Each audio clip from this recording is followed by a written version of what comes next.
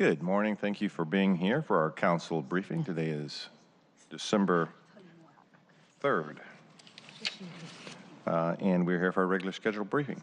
We do have council members, a few who are excused today. Council members Gonzalez, Juarez, and Sawant. They're excused from today's meetings and briefings, so it should be relatively quick.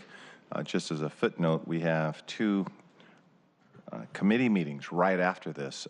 Because of scheduling conflicts, it was necessary for me to schedule the Select Committee on Civic Arenas right at 10. That shouldn't take too long, but we want to discuss one piece of legislation that would be up for vote at 2 o'clock this afternoon. And then we have a Select Committee on MHA at 10:30. So if this briefing could go relatively brief, I think that's why they call them briefings, that'd be great. And why don't I just go from there, and Councilmember Beck, I'll turn it over to you. Thank you. We are having our last Finance and Neighborhoods Committee meeting of the year next Wednesday, so it's a week from 10 days from now, but we'll have a lot on that agenda. Fourth quarter supplemental budget package, which we will be voting on that day to move out. Also, we'll have a fourth quarter employment ordinance, animal fee legislation. That's a technical cleanup from budget.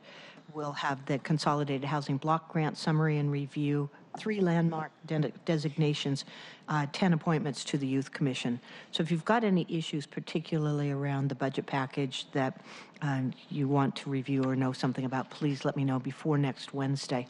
Also, I want to thank Councilmember Johnson, who's not here yet, but for his kicking off. We had last Wednesday a lunch and learn for our all ages and abilities. This one was on caregiver support, and I had the delight and pleasure of being on jury duty that day. At 10 to 4 on the second day. At the end of voir dire, I was the first one to be excused from the defense, by the defense. Big surprise as a former prosecutor. And also, I just want to acknowledge that I will be gone this Thursday afternoon, Friday morning at the Association of Washington Cities. Okay. Very good. Councilmember Herbold. Thank you. As far as items that I have on the full council agenda from the Civil Rights, Utilities, Economic Development, and Arts Committee, we have 3 Seattle Music Commission reappointments. They are all council reappointments. And then we will also have a council bill that gives the authority to the Office of Arts and Culture to set fees and charges for cultural spaces owned or operated by the Office of Arts and Culture. Currently, that authority is limited in the Seattle Municipal Code only to Langston Hughes Performing Arts Institute. They'd like the flexibility to also charge rental fees for the facility at the King Street Station. Also this week on Thursday, my committee is going to be hosting a lunch and learn regarding recommendations from Seattle's Reentry Work Group. The Seattle Reentry Work Group was created by Council Resolution 31637, spearheaded by Council President Harrell, and it's really focused on coordinating and strengthening the city's efforts to assist reentry for folks who are coming into the community out of incarceration. The work group itself is composed of community and institutional stakeholders that are working on these issues, and they will together be joining us on Thursday at noon. I'm happy to, I didn't print out copies of the report, it's a long report, but I'm happy to send folks copies of the report in advance. Also, as far as regional committee meetings I have to attend this week, we've got the Economic Development Board and the Regional Water Quality Committee meeting coming up this week. And then want to just make mention, I think before we're done here, hopefully, we'll be getting a copy of a proclamation for Human Rights Day that I'd like to distribute for signatures, although not all of us are here, but we can get started. And this is a proclamation for Human Rights Day, and I will be presenting the proclamation on behalf of the city on Thursday, the commemoration for the 70th anniversary of the Universal Declaration of Human Rights. I have office hours next Friday the 14th at the South Park Community Center from 2 to 7. And then just a brief announcement I'd like to share with you. Today is the first day that our City Council meetings will be available via closed captioning. The Seattle channel has been testing this capability for the previous week, and this new work is that the Seattle Channel is taking on to increase access to council meetings for our hard of hearing viewers. This was the result of a budget action that this council took last year. So I'm really excited that all folks in Seattle are going to be able to appreciate Seattle's fantastic civic programming, and hopefully in a future budget cycle, we'll be able to expand the closed captioning to include all of the Seattle Channel's programming, not just our fantastic meetings that people love to watch. Yeah, right. Thank you for that announcement. That's great. Councilmember Mosqueda. Thank you, Mr. President. Good morning. Morning. There are no items from the Housing, Health, Energy, and Workers' Rights Committee on today's full council agenda. We will have our first meeting in December on December 6th. That's this Thursday. Hope folks might be able to join us if you are interested in discussing the Office of the Ombud. We have been working diligently with the Seattle Silence Breakers, the Coalition for City Unions, and have also talked to some of the consultants working in our state capitol on their efforts to create a safe and respectful place for people to both come to if they've experienced intimidation or harassment, but also ways in which we can prevent that type of behavior from ever occurring. So we have some good ideas that we would like to include in the ordinance for the council's consideration. In addition to that, we will have the 2 reappointments to the Capitol Hill Housing Improvement Program, 8 appointments to the Office of Labor Standards Advisory Committee, and we'll have as well a discussion and possible vote on an ordinance on the completion of the joint utility trench in Bothell. Later this week, I'll be attending the Seattle Planning Commission Neighborhoods for All. There is going to be a report released at this event, and I'm really excited. They're talking about how we can do a better job of not just moving forward on creating affordable housing and more dense housing in the upzones that have been approved, but also throughout Seattle. And I think there's some really incredible information through the racial equity lens about why it's important to do that in the 86% of land that is currently zoned for single-family use, and how to do that in a way that promotes green space and character of the neighborhood and livability. So that will be today, later today at 4 o'clock. On Tuesday, I'll be attending an event hosted by OPCD's Urban Innovation Speaker Series entitled "We Can Create More Housing Choices in Lower Density Neighborhoods?" That's in the Bertha Landis Night Room. And on Thursday, I'll be speaking at an event that will be a town hall that the state employees, the Washington Federation of State Employees, is having to really talk about what's going on with some of the laundry workers at the University of Washington. Looking forward to learning more there. And the YMCA benefits dinner on the same night. I believe Councilmember Herbold, you will be there as well. Sorry, I forgot to mention that. Thank you. On Friday, I look forward to joining my colleague, Councilmember Bagshaw. I believe we will both be at the AWC Board of Directors meeting, and I'm looking forward to continuing to participate in that effort. I also wanted to comment on the fact that over the last 2 weeks, we've really seen headline after headline talk about the climate change that is pressing upon our communities, are not just our country, but the globe, and the reality that the climate change, if we don't course correct, will have devastating consequences. The headlines have talked about increased hurricanes, fires, severe weather, the fact that many of our natural species are really being threatened by the type of climate change that is being imposed upon us. And not only is it critical for us to recognize this at either the national level, but really we're being called upon at the local level to act with urgency, because in this country, we are going backwards in terms of our commitment. One of the reports that looked at the 4th National Climate Assessment said that in the Pacific Northwest alone, we could see less snow in the mountains, and that decrease in snow could impact our region's water supply and our entire way of life. That climate change will create damage to our salmon habitat, dry out our farms, harm the region's outdoor industry, and increase wildfire risk. I think we've all seen the consequences of extreme weather and heat and drought in our neighbors to the south in California, where they've had severe fires and then followed by torrential rain, which creates mudslides. So I wanted to just bring this up in the context of what we can do in 2019, act with urgency at the local level, especially given our national partners or our federal government has expressed an interest in standing in the way of preventing climate change. I think we will stand up and show the way. Thank you. A quick question. May I just ask quick?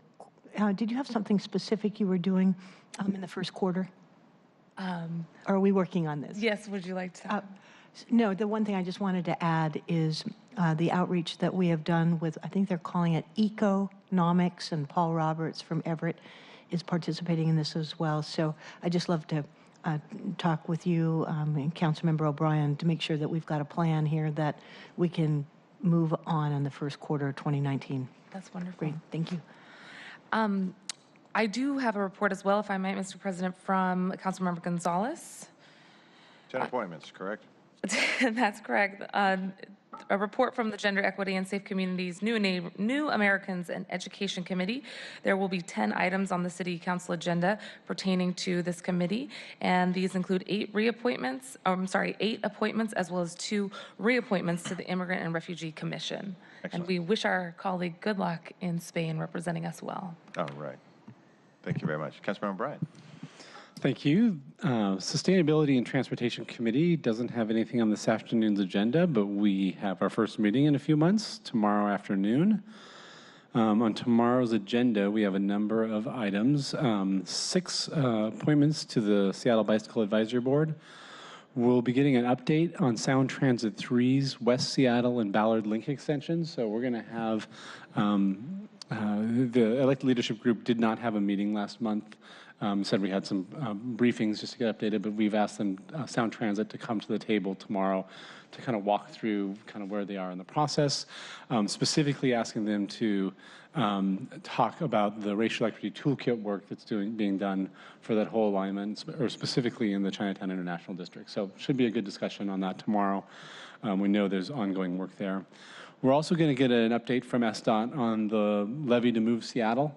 So this is, there's a work plan that was released Thursday afternoon. This work plan lays out at a much higher level of specificity on the remaining 6 years of the levy and how they're planning to address a variety of things. One being that SDOT has struggled to get projects out the door at the pace at which the levy anticipated, so how they're adjusting for that. 2, the construction market has shifted, and so things are a lot more expensive today than they were when this levy went out to voters over 3 years ago. And 3, the federal funding scenarios that were anticipated based on probably a combination of overly ambitious assumptions even at the time, plus a complete change in the federal funding environment today, have caused them to kind of reshape some things. So we'll be digging into that. We've set up a process where we will be essentially through resolution at some point blessing this. We're not going to do that tomorrow, but this will be the first conversation on getting some public discussion about what's in that work plan. We have a briefing on council bill related to the State Route 520 project. This is around an agreement between the city and the state, not a vote on that, but just an initial discussion. And then we have a couple ordinances around street vacations. The first is completing a street vacation on Harbor Island, the Port of Seattle. This is a project that I believe is close to 2 decades in the work.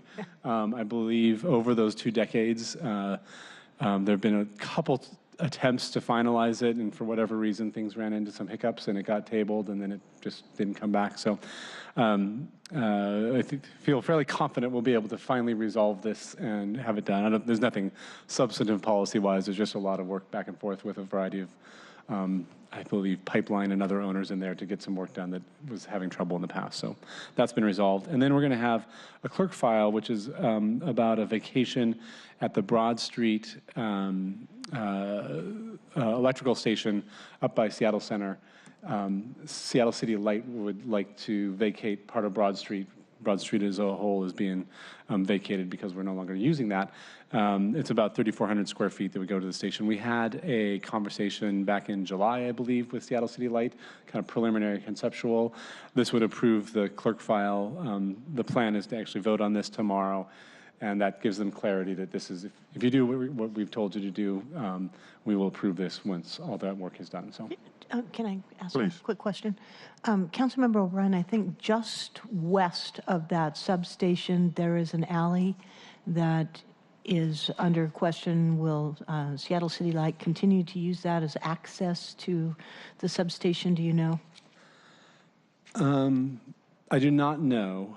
I'm trying to picture where the alley is just west of it. It's in the parking lot where the Ride the Ducks is right now. Yeah. And the reason I'm bringing it up is that that is the site, the planned site for the new skate park. And I think there's been some interest in either moving that access or finding some way that they could exchange property, but to make the skate park one that doesn't have to be divided with and this access road for heavy equipment. So I haven't heard anything about this, and I would just like to Sure. signal I can make a note to ask them Yeah, what they know about that. Right, just to make sure that they're talking to Seattle Center and to the folks that are working so hard to get this funded. Yeah, well, we would love to see that skate park. I know we share that goal.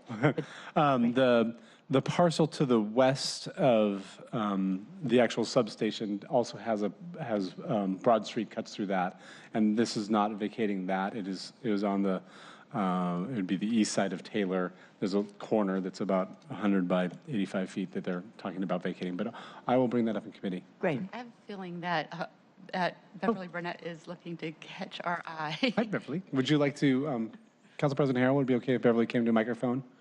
Please, please, please do. Hold on one sec. We're getting the mics turned on. Are they on? It's on. Okay. Good morning, Beverly Barnett with Seattle Department of Transportation.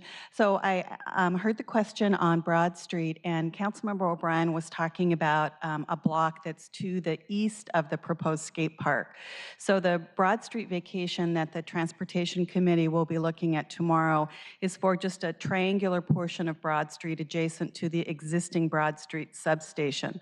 On the block to the west, City Light has a facility they call the Annex, and the Broad Street right-of-way that's being looked at for the skate park replacement is adjacent to that facility. So the alley and access would continue to be a part of any skate park design, but it's actually a block to the west of the substation vacation. The one that we're talking about today. Yes. Okay, Yes. thank you very much, Beverly. Great. I also have some notes here from Councilmember Johnson, who's sick this morning, and so I will jump into the Planning, Land Use, and Zoning Committee. There are 6 items on this morning's introduction referral calendar, including 3 appointments to the Seattle Planning Commission, Council bill containing amendments to the comprehensive plan to clarify goals around off-street parking and revise the Ballard Interbay North End MIC boundary to facilitate a MIMP process for the Seattle Pacific University. That's a major institution master plan process. There's a council bill granting conditional approval of the UW campus master plan, something that's been going on for a while. And then clerk file 314410. It's an application from King County Metro to allow a bus layover facility within the WashDOT right-of-way located at 699 East Lake Avenue North. This application, this is the quasi-judicial announcement I'm making for you all. This application is now pending for the purposes of the council's quasi-judicial rules. Council members should avoid communication about the merits of the rezone applications with proponents or opponents of the projects. If you have questions about the council's quasi-judicial rules, please see Ketel Freeman of our central staff. The PLUS committee has no items on this afternoon's full agenda. The next committee meeting is going to be Wednesday, December 5th. There's 7 items on that agenda, 3 appointments to the Planning Commission, a briefing, public hearing, and possible vote on 2 amendments to the comprehensive plan. Those are the 2 things that are on the referral calendar I mentioned. A briefing and a possible vote on a bill to implement the transportation level standards of service standards adopted in our comprehensive plan, and a discussion and possible vote on the UW's MIMP decision. As a reminder, the UW Major Institutional Master Plan is still a quasi-judicial matter, so the council rules related to ex parte communications continue to apply. Also, the Select Committee on Mandatory Housing Affordability has its next meeting today at 10:30 a.m. Or after the Select Committee on Civic Arenas ends. We have 3 items on that agenda. An overview of the recent hearing examiner ruling on the year-long appeal process to the FEIS for citywide MHA proposal. Process for consideration of this legislation which we hope to pass in the first quarter of next year, so as not to lose out on more desperately needed affordable housing, and a presentation on the displacement analysis for the citywide MHA proposal. Finally, I am circulating a proclamation on behalf of Councilmember Johnson, who's sick this morning. This is for Bryant Elementary, which is a Seattle public school in Northeast Seattle. They are celebrating their 100th anniversary, and we will be presenting this proclamation to Principal Marshall at full council today. Have you noticed on the proclamation that it's dated for the 13th, which is the actual day that they're holding the celebration? And I'm not sure if I'm required by council rules to use other council members' puns in their speaking points, but in absence of clarity, I will follow through with that, and they're calling it their Brycentennial. So Nice. Thank you. Please sign that proclamation or consider it. Thank you. All right, Brycentennial, we got it.